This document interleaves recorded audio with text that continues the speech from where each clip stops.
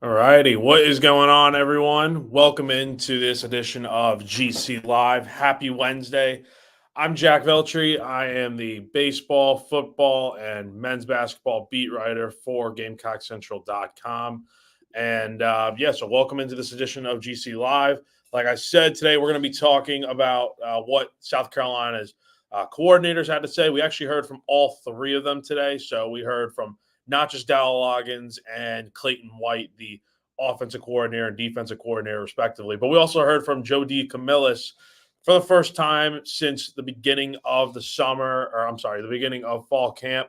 So definitely want to get into what they all talked about going on here very soon. And then we'll get into a little bit of previewing Old Dominion, who South Carolina does play this weekend. And then at the end of this episode, we will get into some of my hot takes, predictions for the football season.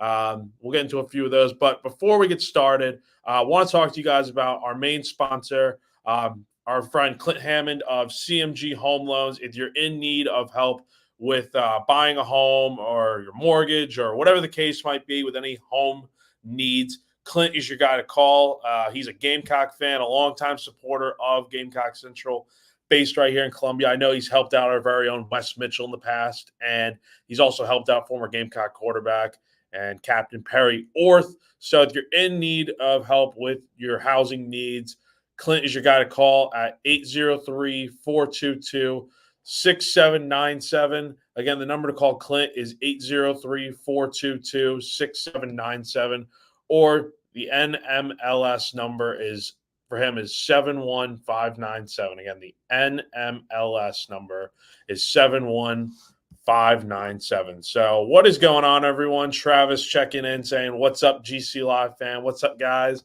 Hope you guys are having a fantastic day as much as I am. Got a lot going on today. Have a fantasy football draft later on today. I'm picking number 6 overall, I think, in the first round today. I got no idea who I'm picking. It's been a busy day with football or anything. So if you guys want to drop in the comments maybe who I should pick in the first round, help me out a little bit there. That'd be great. But focusing back in on South Carolina for a little bit the rest of this episode, we did hear from all the coordinators today, and we'll start off with Dowell Loggins, who had a lot of good stuff today to say today. I think some of the main things I want to talk about here are helmet communication is a big change coming to college football this season, right? You have, every team in college football will be allowed to use coach to player helmet communication through a radio device inside the player's helmet. So for offense, it's more likely than not going to be quarterbacks. For South Carolina, Lenore Sellers will be speaking with Dowell Loggins and Shane Beamer during games. And the way it works, in case you're not familiar with this communication, which also happens to be used in the NFL, is that you'll be able to, if you're a coordinator or a coach, regardless of whether you're on offense or defense, you'll be able to speak to a player up until 15 seconds left on the play clock, and then once that happens, the communication will shut off for the time being. And that's all. It's also the same deal for as soon as the play is called, if it hadn't hit 15 seconds yet. So that's kind of something that teams are working through right now, and there's definitely going to be bumps in the road with it. But Dowell Loggins earlier today had some good answers as to how South Carolina has been working through helmet communication and stuff. So here's what he had to say on that. There's definitely hopefully we get every play call in before 15 seconds, because I do believe the only bad call is a slow call. Like, there's a reason why every play is in the game plan, but if you're getting calls in slow and then all of a sudden it puts the quarterback on the shot clock and it's ticking down on him, you're not giving him a chance to be successful. So the object is always to get the call in fast. And that's why you can't get caught up in the emotion of the game, because when the ball's down, you can't worry about what just happened on that play. You're thinking about the next play.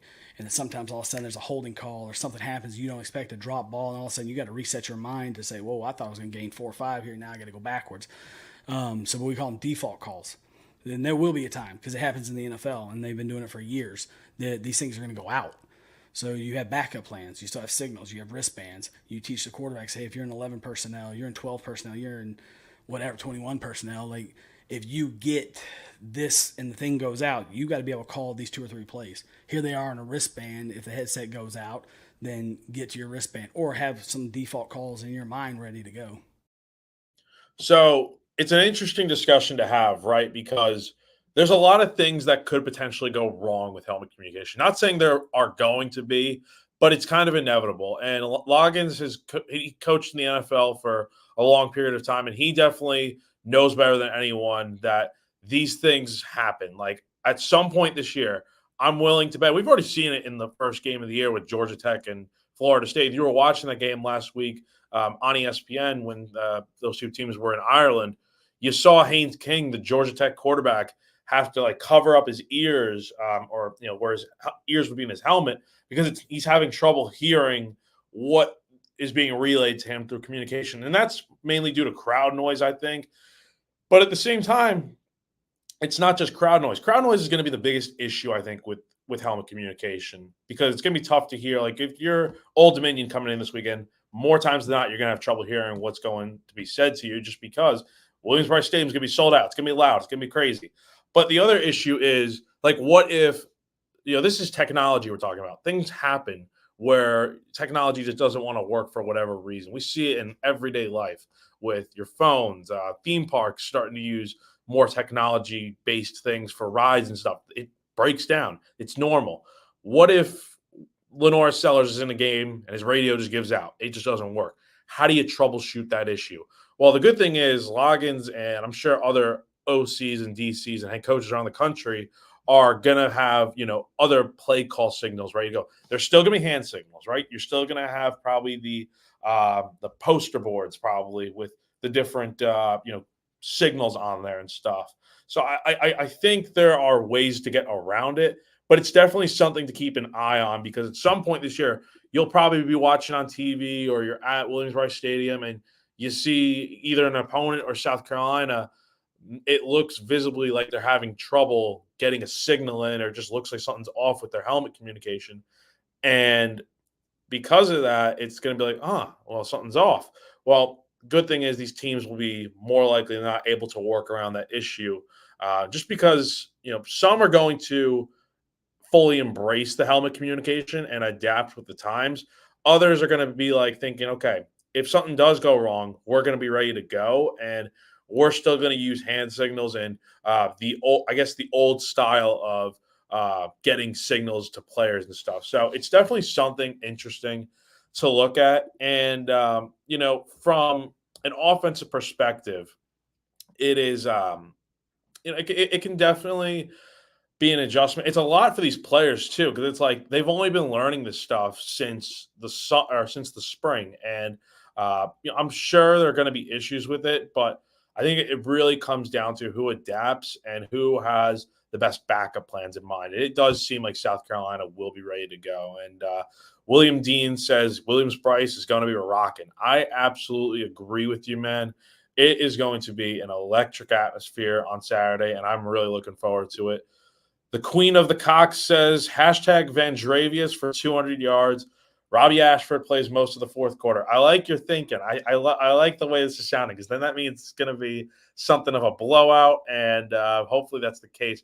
I'm still hung up on this whole Vandrevius thing. I've been getting my comments on Twitter flooded with the word Vandrevius. Like, I know, man, Vandrevius Jacobs, like he's going to be a good player for South Carolina, but people just commenting it right and left with no explanation or anything is kind of odd, but and then getting back to an earlier question, how many people are in my fantasy league? There are 10 people in my league. So not to get too off topic, but again, I'm picking sixth in my fantasy football draft tonight. So I have no idea who to pick, but we're gonna figure it out, and we're gonna, just like these helmet communication issues, we're gonna troubleshoot this problem and get it figured out.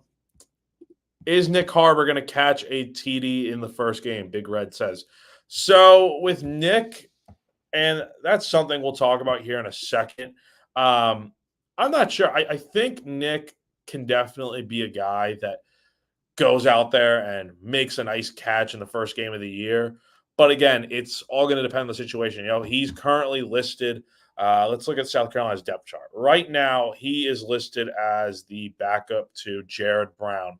And keep in mind, he's listed kind of as an or right now. So he could be playing second fiddle behind Jared Brown alongside Dale Von Campbell. So one of those big guys in the receiver room are definitely going to be used more. I wonder how they'll be used. But I think in this game, if the situation's right, I think Nick gets in there and makes some plays.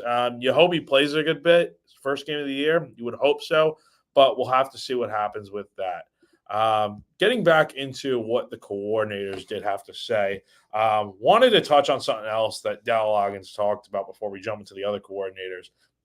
I asked him about, if you guys aren't aware of Old Dominion and anything about them, the first name that probably comes to mind for a lot of you that have seen what they're about is linebacker Jason Henderson. He, whether it's legit or not, he has racked up an insane amount of tackles over the last 2 seasons with the Monarchs. You go back to 2022, he finished with 179 total tackles. Granted, 121 of them were assisted, but he had 58 solo tackles. Then you go to last year, and he had 167 tackles. I mean, not as good as 2022, but still, that's an insane amount of tackles. And this time around last year, he had 116 that were assisted, 51 solo, and then get this, 4.5 sacks with a forced fumble. So this guy is going to be a playmaker, however you want to draw it up. I know his stats aren't as good on the road as they are at home, because I'm sure hometown stat keepers and scorers are crediting him with more tackles than not. And then on the road, it's the other team's scorekeeper that's keeping track of the stats, and it's probably a little bit skewed. But either way, this guy is a true playmaker, and he's going to be an interesting guy to probably keep an eye on when it comes to this Old Dominion defense. But I asked Dal Loggins about that and kind of how they're game planning for that type of player. Here's what he had to say. What are your early impressions of Old Dominion? And then defensively, they have a linebacker, number 42, Henderson, seems to really be all over the field and stuff. How do you go about game planning to try and take him out of the game, essentially, make him non-effective? Well, the good thing for us is through spring ball and training camp, we get to go against Debo every day. And there's some similarities with how hard these guys play, how relentless they are.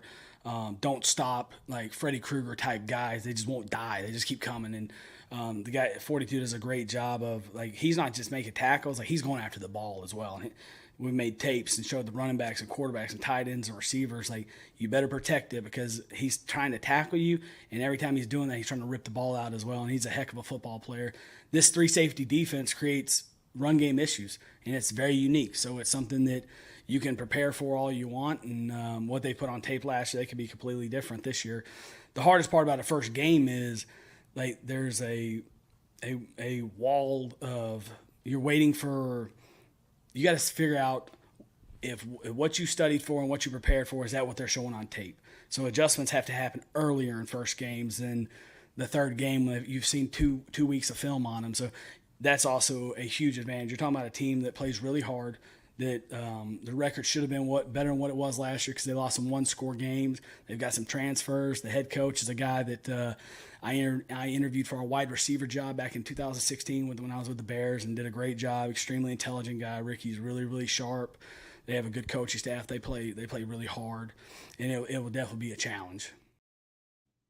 So that is what Dal Loggins had to say about Old Dominion in general, but also linebacker Jason Henderson, who, like I said before, just racks up an insane amount of tackles. I mean, he almost had 200 tackles in a season back in 2022 with the Monarchs, and that is absolutely insane to think about. Again, like I said, the numbers are probably skewed a little bit just because depending on who's scorekeeping, someone might think something is a tackle, whereas others don't give him that sort of credit. So I get it. But at the same time, either way, he's going to be a force and something to keep an eye on with this team. But with Old Dominion, we'll get into a little bit of them shortly. But I wanted to dive into turn the page over to Clayton White now. And back to helmet communication for a second. A big thing he's going to have to decide. His situation's not as easy as when it comes to South Carolina's offense, because you know with the offense, Lenore Sellers is going to be the guy that wears the radio communication inside his helmet.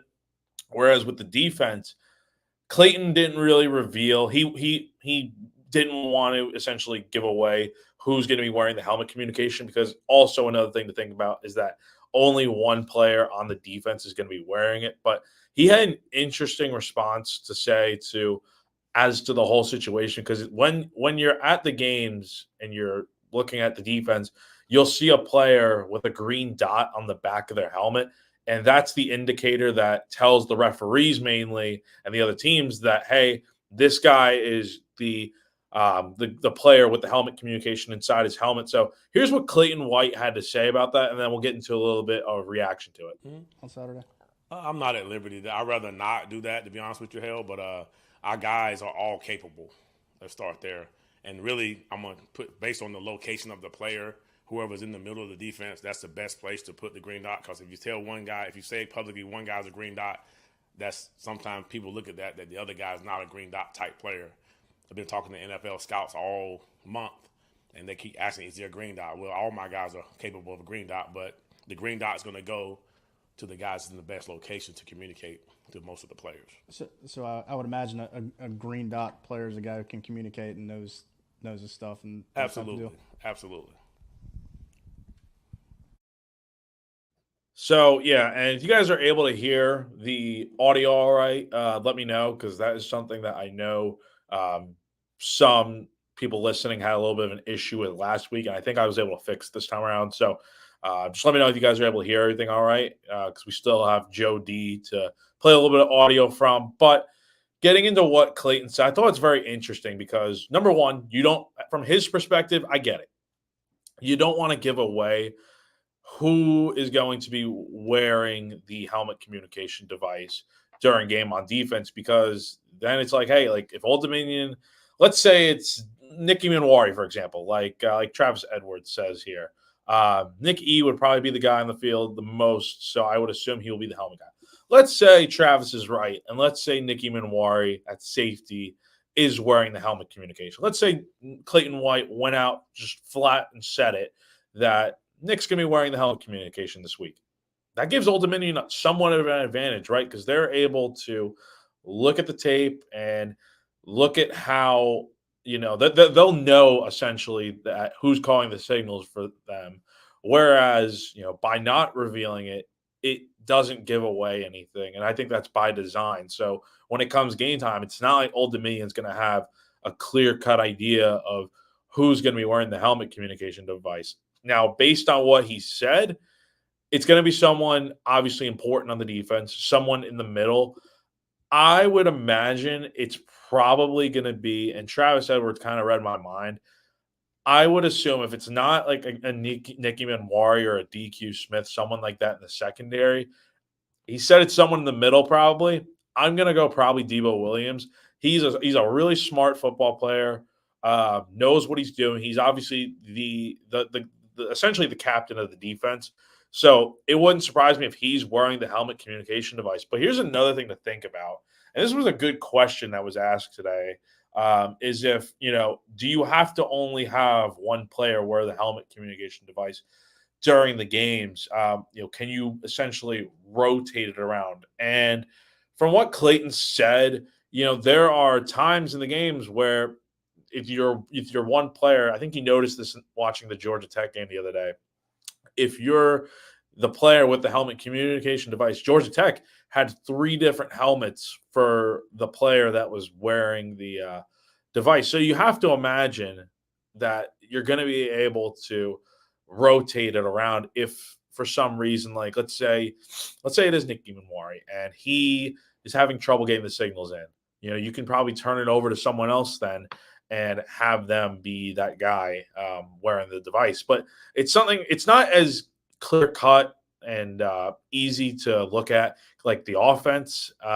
It's going to be different, and I'm very interested to see how South Carolina kind of works through any potential issues, but just in general, how they work through this in the first game of the year. And it's a good test because they go on the road week 2 to Kentucky, and look, I know a lot of people are saying South Carolina's going to win that game, no problem and stuff, but it's still a road game in the SEC, and I can tell you it's probably going to be loud out there in Lexington. And so it's going to be a good test for South Carolina to work through any issues in week 1, and that way they're better ready for it by the time they head on the road. Big Red asks, what about the 2-minute warning rule? How's that going to affect the game? That's a good question, and I'm glad you brought that up because that's another rule that we need to talk about before we get into what special teams coordinator Joe DeCamillis had to say. With the 2-minute warning rule, if you watch NFL games or anything like that, the pros have a 2-minute warning rule, and it's essentially a fourth timeout for teams, whether it's in the first or second half. It's going to change a lot of how teams operate. From Dow Loggins' perspective, he said timeouts still have a lot of value in college football, despite there being a 2-minute warning now. So most of the time, the team that has more timeouts by the end of the game has the advantage because they're able to strategize more and really dictate how they want to go about using their timeouts and when they need to use one and when not to. But I think it's very interesting. It's going to be different. Again, I think it's going to be an adjustment, but Shane Beamer's talked about it before and these other coaches where they've done drills and reps in practice going over 2-minute warnings and how to use your timeouts in those situations and how to kind of game plan for it. So it's definitely something interesting. It's going to affect the game in different ways because I'm sure in the first year of all these new different rules and such and changes, it's going to affect the game drastically. But by year 2, 3, 4, whenever this new rule is kind of been installed for a bit now, it's going to be much easier for teams to adapt. But definitely right out of the gate, I expect some issues, and we'll have to see what happens. And Big Red asks another good follow-up question. Does it help that we have so many former NFL guys on staff, so they are really familiar with 2-minute warnings? Yeah, and Dow Loggins is your main guy that definitely helps with this sort of thing. And so is a guy like Mike Shula and other coaches that have been in the NFL, Sterling Lucas and stuff. Those guys have seen helmet communication. They've been around the 2-minute warning. They know how to prepare for it, and I'm sure it's a great help to Shane Beamer and his staff that hasn't coached in the NFL before. I mean, they watch on TV and stuff, but to have guys on staff that have personal experience with how these rules work from a professional standpoint, I can only imagine, like Travis Weather says, it definitely doesn't hurt. I believe it really does help South Carolina as a whole. So yeah, that's those are the main rules for right now that we're talking about here. But I wanted to dive a little bit into special teams coordinator Joe DeCamillis, who we haven't spoken to since beginning of August. Here's what he said about Kai Kroger, and then this will segue right into Old Dominion talk. He spoke a little bit about Old Dominion and what they do on special teams as well. So take a listen. He's had a great fall camp, and it really started all the way back in spring. He's dedicated himself to trying to get some of the technique things that seemed to plague him a little bit last year. I mean, he had a good year last year, but we wanted him a great year this year. Obviously, don't want to see him on the field as much, right? That's what you're hoping for, actually. But I think he's been a pro. I think he's been a guy that sometimes guys don't always look at themselves and say, this is what I've got to improve on. But Kai did that. Kai did everything he could do and try to improve some of the things that he struggled with the year before. And hopefully we have him on the right track. And love his work ethic. Really good leader from that position. It's not always the case. And he's been kind of the guy that has really helped that room more than anything else. Old Dominion's pretty aggressive on special team. They've blocked 12 kicks the last 3 years. What have you seen from the week one opponent on film? Yeah, you just said it. They play hard. They play extremely hard. When you watch them, very aggressive. They also play very smart football. I've got a lot of respect for them, what they've done. They've got athletic guys. That's a good spot to get some players out of. I've been in the NFL for a long time, but I know there's a lot of players that have come out of that area. So it's going to be a challenge for us. Our guys, we just want to play really, really smart football, really, really fast football, and really, really tough football. If we can do that, we're going to be in good shape, and hopefully we can get that done this weekend. So that's what special teams coordinator Joe DeCamillis, who was also in the NFL and provides that valuable pro experience, had to say, not only just about Kai Kroger, but special teams in general. Talking a little bit about Kai real quick. He's a guy that we've talked about a good bit. Notably had I don't even want to call it, like Joe D said, I don't even want to call it a bad season. I think he had a fine season, but it's hard to live up to what Kai Kroger did back in 2022. You look back to the Clemson game from 2 years ago. Big reason why South Carolina won that game was how well Kai was punting the ball. He averaged 46.1 yards per kick with a longest 79, and 50% of his kicks were inside the 20. And you go back to last year, only 35.5% of his kicks were inside the 20. And that seems like a big step back. And then you look at, he's only averaging 43.2 yards per kick, which is more on par with what he did as a freshman and a sophomore.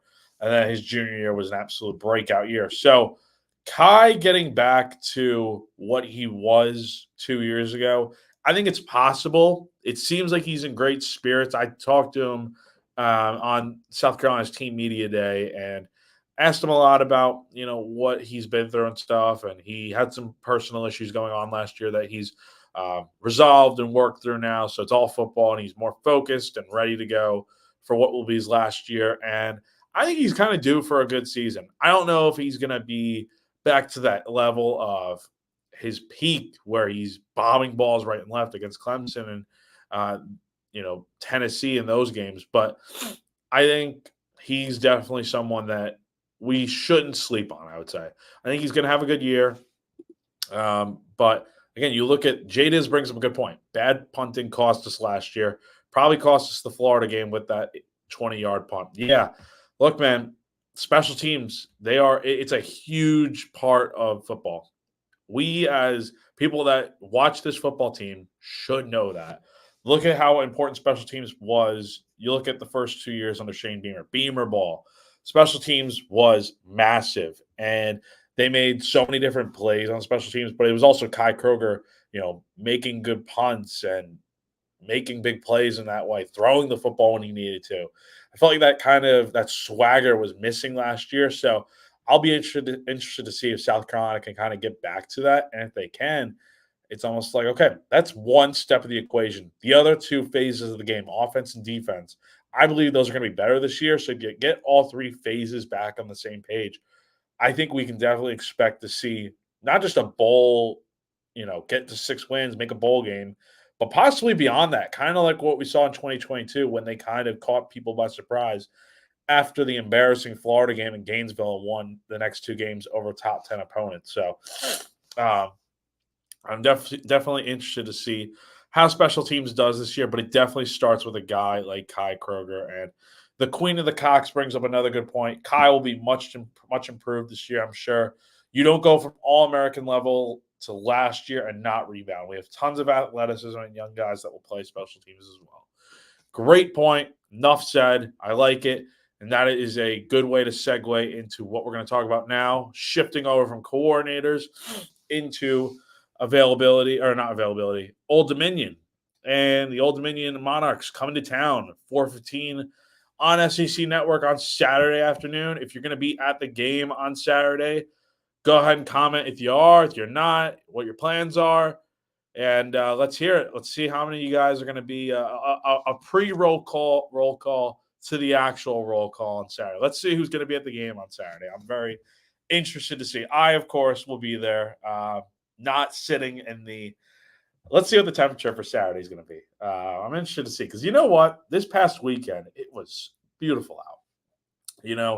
Upper 70s, low 80s. The weather felt like fall. It felt like football's around the corner. Saturday, the high is going to be 93. So for y'all sitting in the heat during the game, especially on the other side of the stadium where the sun is just beating down on you, I wish you the best of luck because it's going to be hot. I'll be up in the press box where air conditioning will be on and stuff. It's going to be so nice. But the game is a sellout. It is definitely going to be a sellout, according to South Carolina. They made a post about it yesterday, and we'll have to see if that ends up truly being the case. Again, I think it comes down to the amount of tickets sold. I mean, again, people could just decide not to show up. I mean, for the first game of the year, you expect it to be sold out, like every seat filled. But I feel like those types of games at South Carolina, when you're talking about Williams-Brice Stadium, are really reserved for the big games like Clemson and later games in the season, maybe Texas A&M. Georgia whenever they came to town, Alabama's of the world, games like that. But it wouldn't surprise me if every seat is filled for this game. And getting into the Gamecocks' opponent for week 1, you look at Old Dominion. This is a team from the Sun Belt. And if you know anything about the Monarchs, it's that you can never take them lightly. You look back to a few years ago, I remember when they beat Virginia Tech, who, of course, Shane Beamer played there, coached there for a bit with his dad, Frank. And Old Dominion upset Virginia Tech a few years ago. And that kind of put the Monarchs on the radar of teams across college football. It's like, okay, like you can't be taking these teams lightly. And Beamer was talking about it the other day. You look back to last year, South Alabama beat Oklahoma State in in Oklahoma by 4 touchdowns last year. So you have to look at it like that. But with this Old Dominion team, Big Red asks, they say that Old Dominion plays fast like Tennessee. Does that point of reference help us in this game? It depends how you look at it. Old Dominion does play like Tennessee in terms of offensive style because they do have a few assistants on staff that previously worked at Tennessee. So tempo is definitely going to probably be there for the Monarchs. How South Carolina prepares for it, I think they're doing everything they can to be ready for it. But there is a chance, you look back to that Tennessee game last year. South Carolina just got outmatched offensively. Tennessee was running really quick on offense and making a lot of plays. And you go back to 2 years ago when South Carolina pulled off the upset. South Carolina scored, I believe, on every single drive in the first half of that football game. And even when they were ahead, Tennessee just kept scoring until South Carolina's defense stepped up in the second half and said, you know what, we're going to make plays and we're going to shut you down. And that's eventually what they did. So I think that's kind of what it's going to have to be on Saturday. You're much improved on defense, and I think not to shift the focus completely away from Old Dominion here, but you look at South Carolina's defense. You got a lot of new guys on that side of the ball. You have a very replenished defensive line. It sounds like from what Shane Beamer and Clayton White and all those guys have said, looks like it's going to be a lot of rotating on defense with the line and getting new guys in and stuff and rotating. And one interesting thing that Clayton White did have to say today was you look at how many guys they have on that defensive line and just defense in general. He's not so much concerned about who's starting the game because anyone could start the game. That's kind of what he said. His words, not mine. He's more worried about who's finishing the game. And I think that's such a unique way to look at the sport is that it's not just about who's starting. Anyone could start, but it's all about who steps up to the plate and finishes games. So I'm going to be very interested to see who makes plays for this defense on Saturday, but I am confident that I think it's going to be a closer game than maybe some think. I do think South Carolina wins this game, probably no problem, but it's probably going to be tighter than you might think. And a big part of Old Dominion is not just Jason Henderson on defense, but you look at Grant Wilson. He's back again this year, quarterback for the Monarchs. Last year, throws for a little over 2,100 yards, 57.1% of his passes were completed. And then he threw for 17 touchdowns with 8 interceptions. Big issue with Old Dominion, and I still expect it to be an issue on Saturday. Grant Wilson got sacked 52 times, and their backup quarterback, Jack Shields, got sacked 10 times. So Old Dominion gave up 62 sacks last year. People want to talk about how bad South Carolina had it last year.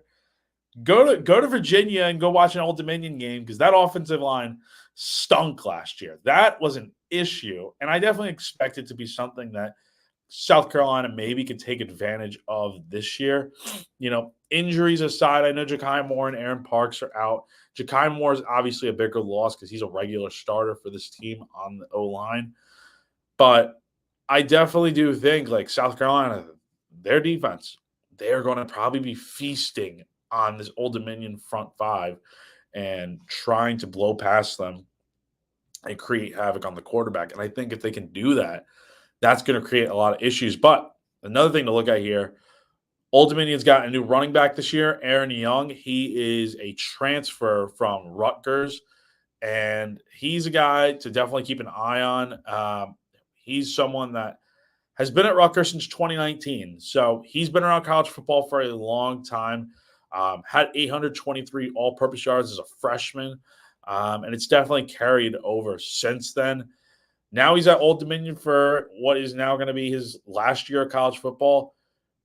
Don't take this team lightly. That's kind of what I'll say on it. Don't take them lightly. Like one of the questions earlier, Joe D. Camilla said, I think on special teams, Old Dominion's blocked 12 kicks over the last 3 seasons. So this game is definitely going to be a lot tighter than we may think. And Travis Weathers brings up a great point. First half may be tighter than I would like, but I'm betting ODU runs out of juice. Depth can't keep up. And again, that's the thing. This isn't I've said it multiple times now in conversations this week about this game. This isn't who was it, Eastern Illinois from the first game of the Beamer era, or I think Georgia State's probably a good comparison because they're both Sun Belt schools. And back when Sean Elliott was coaching there, that's when South Carolina played them in year 2 of the Beamer era back in 2022. People forget that was a closer game than the score might indicate. Like for a time, it was a close one, and South Carolina really had to play, tooth and nail, playing really tough. And I think that's what it's going to take on Saturday. I'm not saying this is going to be like if you remember the Jacksonville State game last year and how much of a crapshoot that was last year because it took a Stone Blanton pick 6 to kind of seal the deal in the fourth quarter. I'm not saying it's going to be like that, but I think it's going to be like it wouldn't shock me if it's like 17-13 at the half, and then South Carolina eventually pulls away late and makes enough plays to win this game. Because again, I don't think Old Dominion could stack up in terms of depth. But it wouldn't shock me if this game is close at the half. And we'll have to see. But then again, defensively, Shane Beamer, everyone said it. Like, Old Dominion could have been an 11-win team last year. You go back to what they did last year. They, finished. Let's take a look at their schedule last year. They finished 6-7. They did go to Blacksburg, ironically enough, and lost to Virginia Tech. But they gave Wake Forest issues. They only lost by 3 in that game. They lost to Marshall by 6. They lost to JMU by 3. They lost to Coastal Carolina by 4. They got blown out against Liberty, but then again, Liberty made it to the Fiesta Bowl last year. And then they lose an overtime shootout. And I think I remember watching this game. It's the famous Toastery Bowl that was in Charlotte last year against Western Kentucky. They lost that game by 3 in overtime. I'm pretty sure Old Dominion, I can't remember off the top of my head.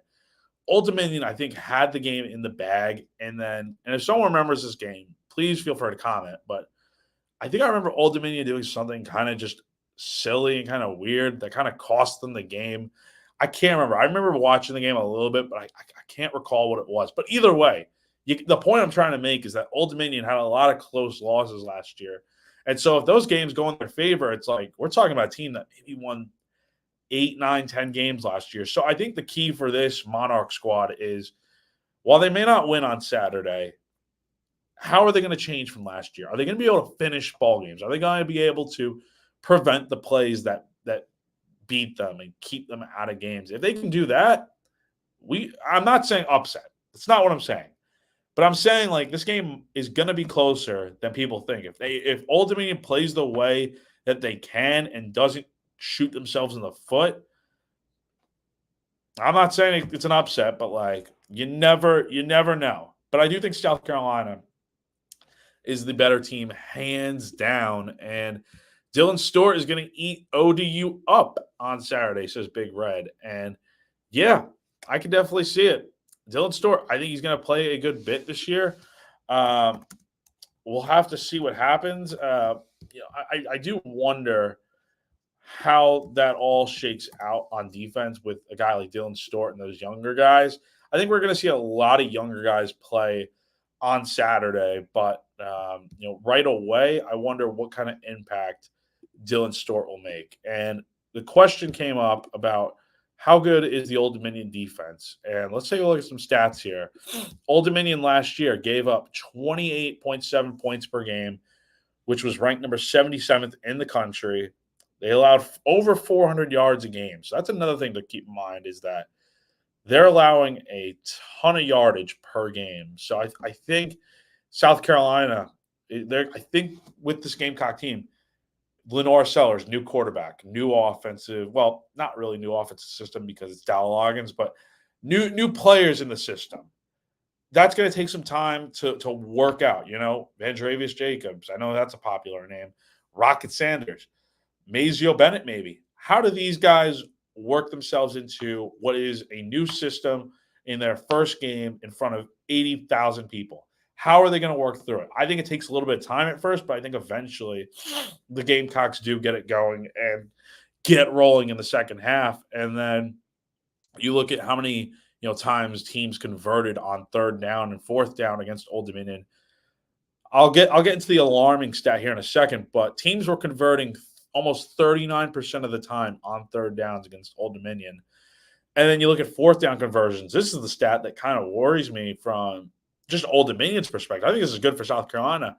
Teams were converting 56% of the time last year on fourth down against Old Dominion. And then you look at red zone scores. I mean, teams were scoring at a 79, almost an 80% clip last year inside the red zone. So the one area that Dal Loggins kind of said that worries him about Old Dominion's defense is what they can do in the run game, because they run a 3 safety set and they could definitely create some havoc in there. Couple that with what Jason Henderson can do, it could definitely cause some issues in the run game if they fill the gaps correctly. But I do think, again, South Carolina, and this is a great comment because I totally agree. Nothing ever shocks me with the Gamecocks anymore. Travis Weathers says, yeah. I think after, not to really, give anyone PTSD or anything, but you go back to, 2015 when Citadel came in here and beat South Carolina. I know that was a different era, but after that type of game, you can never really rule out anything. So, but point is, I think South Carolina is in a good position. They just got to do the things that they're supposed to do. And I think if you play the way you're supposed to, kind of like what Joe D was saying on special teams, you play the way you want to and you play the way you're supposed to, you'll win this game, no problem, in my opinion. And yeah, Citadel. Yeah, sorry, I did not mean to turn, to make anyone feel any type of way or anything or upset anyone. It's just, hey, the opportunity was there, and I just thought it'd be funny to bring that up because nothing ever truly shocks anyone that watches this football team. But question for Big Red before we get into the final segment of this show, which is my predictions. Could Oscar Attaway play in this game if it is well in hand to see how he does in a real game setting? Of course. I think you can expect to see Rocket Sanders. Apparently, he's not going to be on a pitch count. That's one big thing I want to talk about. He's not going to be on a pitch count. So Shane Beamer did say it himself. It looks like he'll be playing a good bit. After him, Oscar Attaway, and Juju McDowell, DJ Braswell, Jawarn Howell, Matthew Fuller. I think all these running backs are going to get carries on Saturday, but Oscar Attaway or Juju McDowell will probably be the guys that get the carries right after Rocket. But this is going to be I'm interested to see how much of a ground and pound game this is for South Carolina, because we've heard so much about, Casey Henry was saying it a few weeks ago, this team's going to be ground and pound. This team's going to be ground and pound. All right, let's see it put to the test. Let's see South Carolina physically dominate Old Dominion up front. Let's see the offensive line go up there and pancake some of that D-line and create gaps and holes for guys like Rocket and Attaway and Howell, Braswell, all these guys to run through and go for big gains. I think South Carolina is going to be fine passing the ball as long as receivers just don't drop passes. But I am thinking, and R.L. Smith is thinking along the same lines as me, big game for running back coach Marquell Blackwell and offensive line coach Lonnie Teasley. Should dominate. Agreed. If you're not winning up front, you're not in a good position to win the football game. Every game in college football, in my opinion at least, starts up front as an offensive lineman. And you got to be able to block up front. We saw it last year, 9 sacks given up against North Carolina. Look how that game turned out. Look how last season turned out when your offensive line couldn't block for a quarterback like Spencer Rattler. Luckily, you have a quarterback this year. Not saying Rattler can't run, but it's a night and day difference when you have a guy like Lenore Sellers who, if a play breaks down, he can run out of the pocket and make a play. So definitely interested to see if the run game can be effective on Saturday. But again, it all starts with what you do up front. Jay Diz says, I was a little surprised that Dylan Stewart was third string. He might not be coming along as fast as we thought, kind of like Pup last year. He was super hyped up, but we never saw it on the field. I disagree with that, and I'll tell you why. And I kind of thought the same thing with all these. My big point is don't look too much at the depth chart because, again, that's all it is. It's just a depth chart. I asked Shane Beamer a question about Juju McDowell, and he kind of gave me he eventually gave me the type of response I was looking for.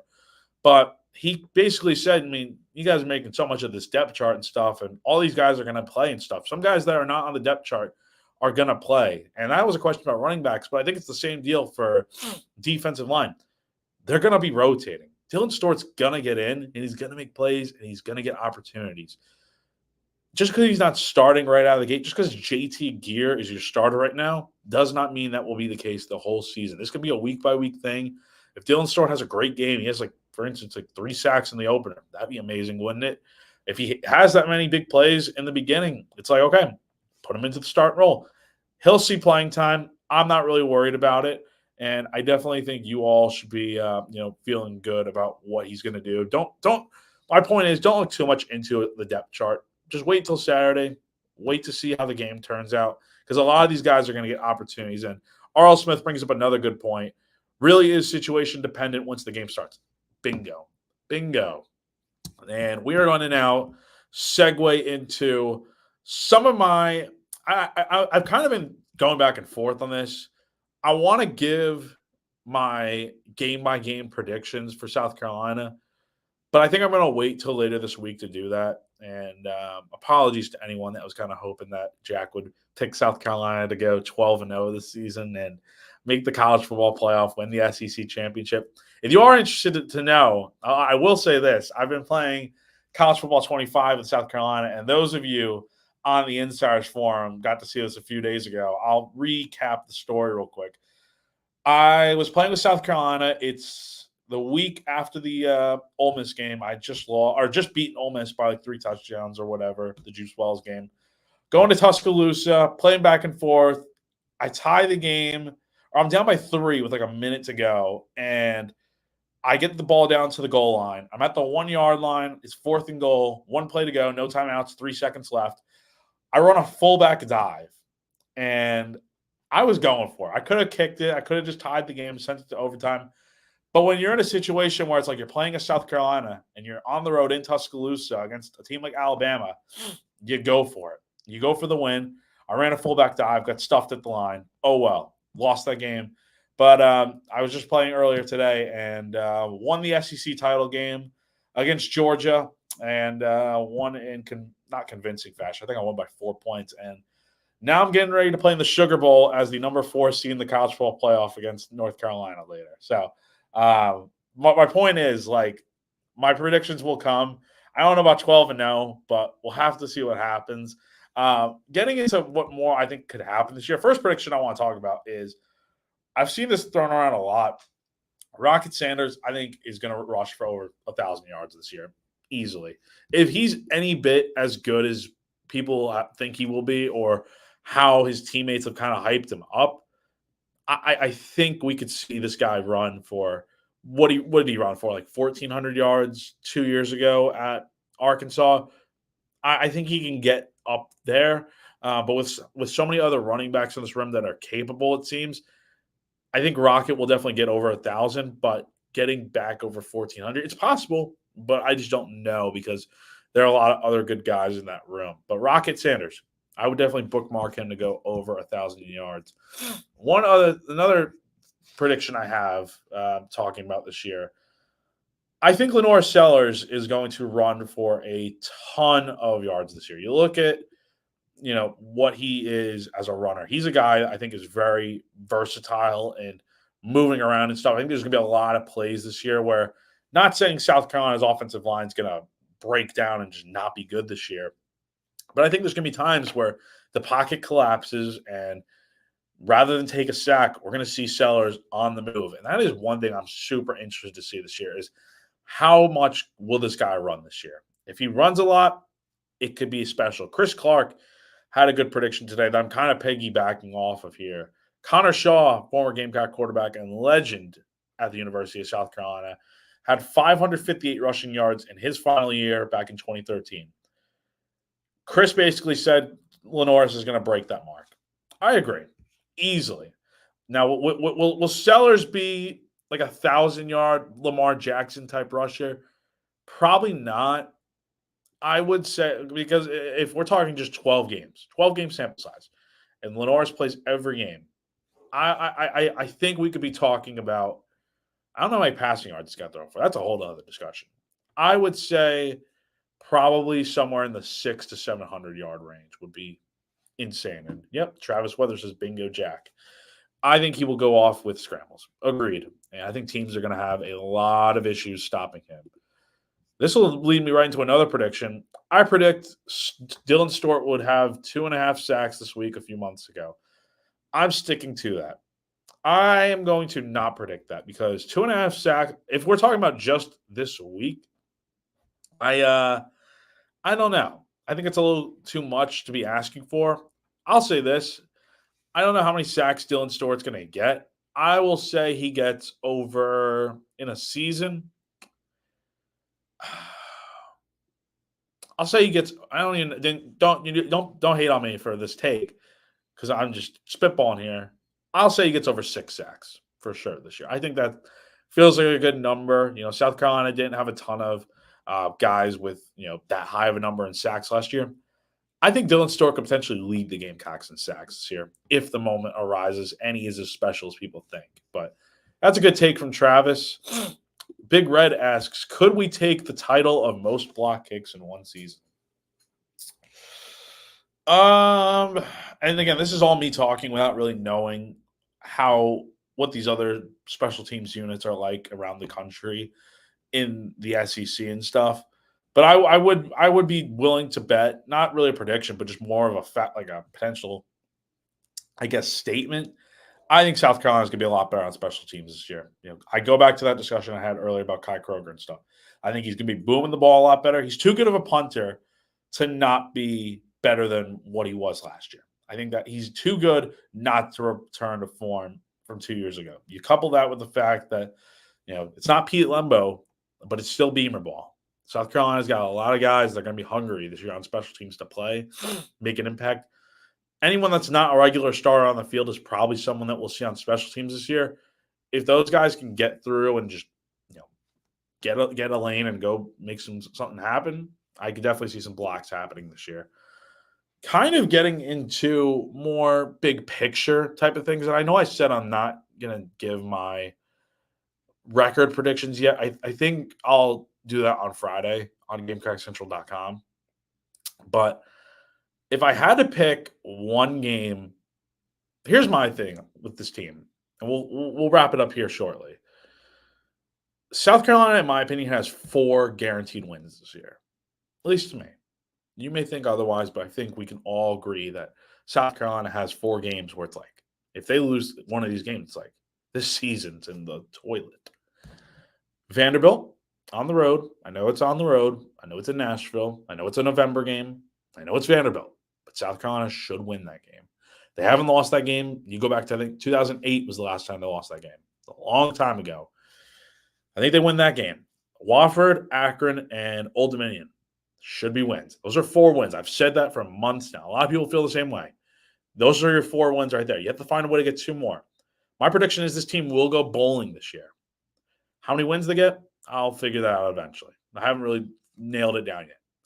But if I had to pick one game where I do feel like South Carolina is going to win a game maybe they shouldn't this year, gosh, man, I want to say Ole Miss.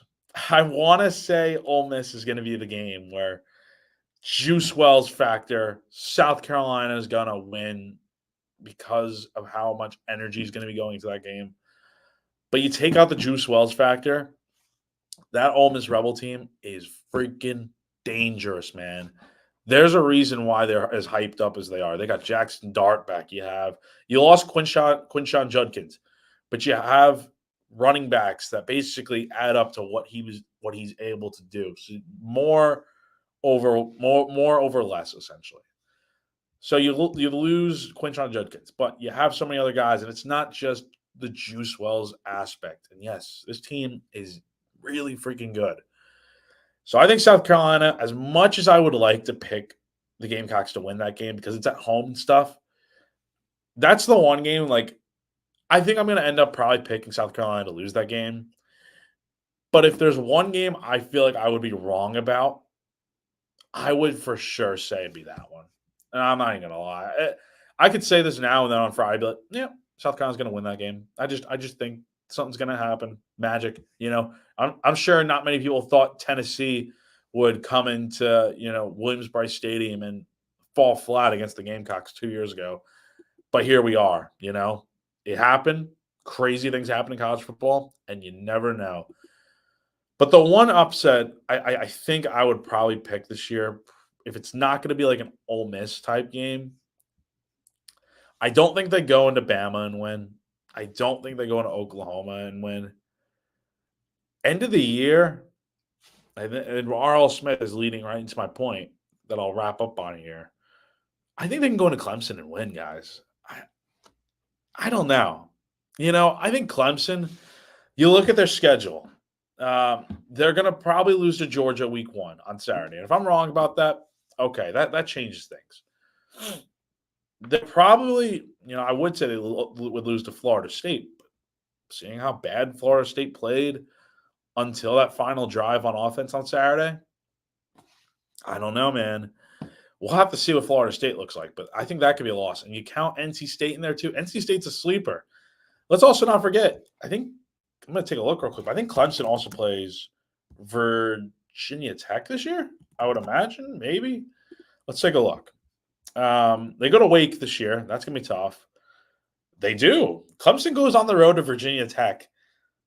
And I don't know, man. Clemson's schedule is tough this year. They got on the road at Pittsburgh, on the road at Virginia Tech, on the road at Wake, on the road at Florida State, and then you're at a neutral site, but basically an away game because it's in Atlanta against Georgia. By the time we get to the Carolina game on November 30th, 2024, I would say there's a good chance, not like last year where South Carolina's fighting for a bowl bid and Clemson's like 7-4, but they're kind of rolling. I think we could be at a point where it's like Clemson might not be as good as people think. And I think that's a game that I'm going to say right now, I think South Carolina's going to win that game. And Travis Weathers brings up another good point. Their refusal to use the NIL and the transfer portal, it's got to backfire on them at some point. Am I wrong? Like at some point, something has just got to give. And credit to Dabo Swinney. He's a great coach. There's a reason why he's won as many games at Clemson as he has and won 2 national championships. But that was predating NIL and the transfer portal being what it has become. Eventually, Clemson is going to just be, and I'm not speaking into an existence here or not trying to forecast what's going to happen with them, but I just think at some point they are going to have to adapt, and it's going to be because they just didn't have the season they wanted to, and they maybe went like 6-6 or something. I think that could be this year. Because of how many tough road games there are on the schedule, you could be looking at 4 or 5 losses. Then you get into that Carolina game. South Carolina might be already 6 wins. They might be at 7 wins. Heck, they might be playing for a bowl bid going at 5 wins. I think they can go into Death Valley. If they did it once, they could do it twice. And I'll tell you what, man, R.L. Smith, continuing to read my mind. Cade Klubnik, he is, I'll call it for what it is. He's fine. He's not anything that's like, when Trevor Lawrence was at Clemson, anytime you'd play against them, it's like, oh my God, this guy is so damn good. I look at Cade Klubnik, I don't feel that way. I think he's good. I don't think he is Trevor Lawrence. I don't think I'll even go as far as saying he's not Taj Boyd. Like that's going a little far back. I think he's more in like the range of like Kelly Bryant, maybe, and I'm sorry if any Clemson people are just for some random reason deciding to watch and they hear all this, me bashing on Clemson. It's not what I'm intending to do. I'm just telling you, I think at some point the times are going to catch up to Clemson. And with how, South Carolina this year, I just think something is going to give. And I think they're going to be the team that beats those guys this year, end of the season. And it's going to leave a lot of people feeling good about Shane Beamer after year 4, especially considering what happened. And Jack, they will have you on the big screen Oh my gosh, man! If it's like one of those things where you got like a Clemson person like clipping this together and putting together what I said, oh god, man, I'll piss my pants. Like that would be so shocking. That would be, oh my gosh, my face, despite how red it is already, just talking nonstop for an hour. Um, it would be bright red, man. It would. Oh my god, I'd cover my face, sit underneath the table in the press box. Oh my gosh. So that's going to do it for this week's episode of GC Live with me on Wednesdays. And that's going to be the new thing going forward, y'all. If you're looking to hear me talk outside of, obviously, I'll have stories every week, Jack's mailbag, the whole 9 yards with, I'll have post-game videos as well this year. So you kind of paid attention to, not to ramble on here, but I'll cut this real quick. If you paid attention to what I did with baseball coverage earlier in the year, I did post-game videos almost after every game starting midway through the season. That's something I plan on doing with football after every game this year. And then I'll be talking live on GC Live on Wednesdays. And then I'm still workshopping a title, but the plan is to be going live every Sunday. Not sure what time yet exactly. We'll figure it out. But for right now, this Sunday, we'll be going live probably Sunday morning after the Old Dominion game to kind of break down the whole game as a whole. And so if you guys are interested in hearing what my thoughts on the game are and what I got to say, definitely go ahead and check me out on Wednesdays and Sundays on YouTube on GC Live. Would definitely love to have you guys tune in, and we can have great conversations like this. And I appreciate it, Travis. Thanks, Jack. Love catching the show when I can and interacting with you and other Gamecocks. And I love doing this, guys. It's so fun, so sick. R.L. Smith says, I'm here for it. I am too. This is why I love doing it. I love getting to chat with you guys, and it's super fun and definitely the best part of my job outside of getting to live the dream that I do. And part of that dream is getting to talk with like-minded people that, care so much about Gamecock athletics and just sports in general. So that's going to do it for this week's or for today's episode of GC Live. Check out Chris Clark and Wes Mitchell. I believe they'll be back on tomorrow.